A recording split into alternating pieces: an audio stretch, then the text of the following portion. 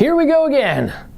MLB Commissioner Rob Manfred spoke out at the beginning of spring training, sent everybody into a tizzy online. Here's what he told John Shea of the San Francisco Chronicle. Quote, "I think that the focus since I spoke to you in December really has been on Las Vegas," Manfred said. He also said he has not yet communicated with Oakland Mayor Sheng Tao. What? Not yet communicated with the Oakland Mayor? The last time he talked, he praised the former Oakland Mayor, but he's yet to even reach out to the new Oakland Mayor. Now, I found that comment pretty stunning.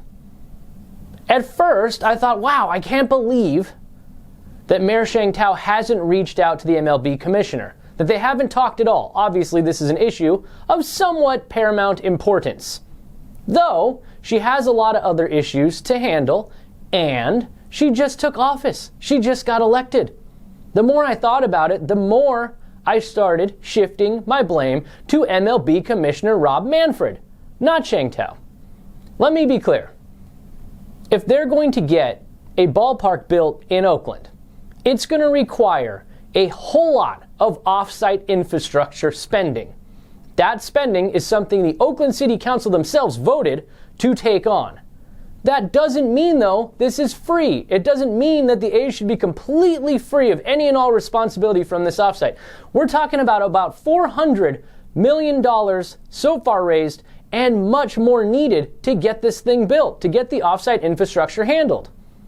If MLB Commissioner Rob Manfred is expecting to pull hundreds of millions of necessary dollars out of a city that wants to host Major League Baseball, maybe he should be the one picking up the phone.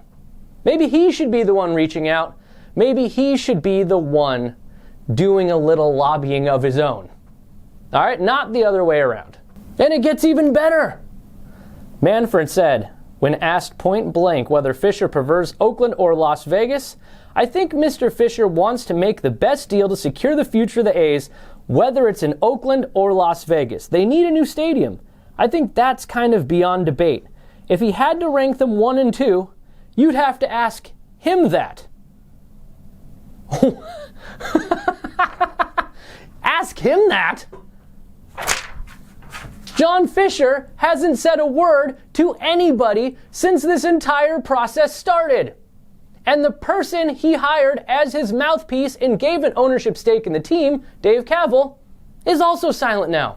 Who's asking John Fisher anything? I mean, honestly, what a disingenuous comment from MLB's commissioner. So what Rob Manfred did say, though, is that they've maintained their focus on Las Vegas since last he talked in December. So what's going on in Las Vegas? Let's talk about it. Lately, I really truly believe that Las Vegas is becoming more of a threat and Oakland is becoming less and less engaged in the process.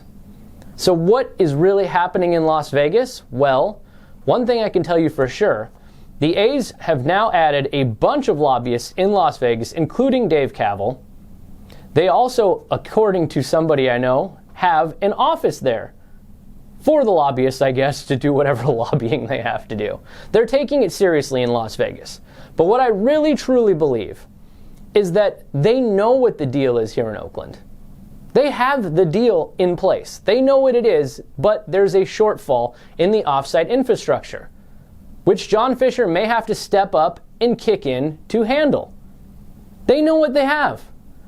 And so what they're doing is they're buying time. They're waiting for the lawsuits to really truly be settled, and they're waiting to see if anything materializes in Las Vegas.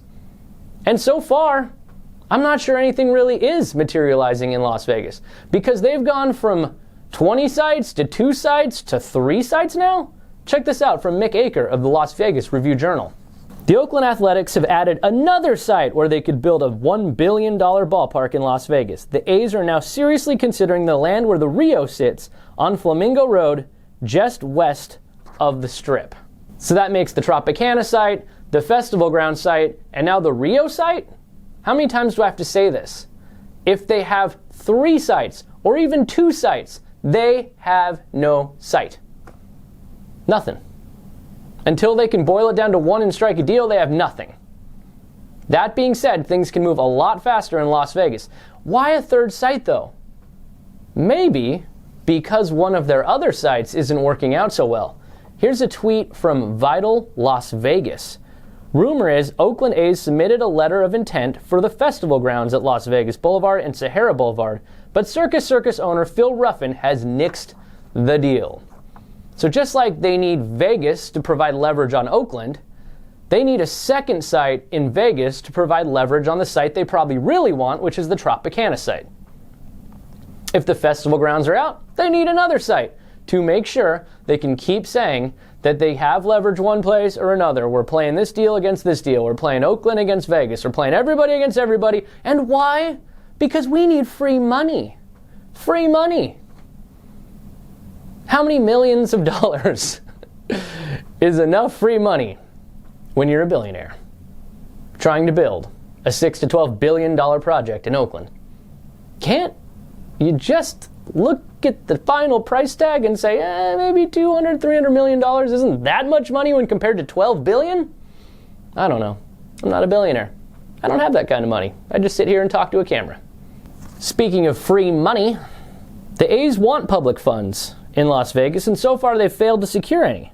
And the new governor, Joe Lombardo, also told the Las Vegas Review-Journal, Mick Akers, by the way, he's doing a good job documenting all this, those negotiations are so early in the process that it would be detrimental for me to even talk about any details.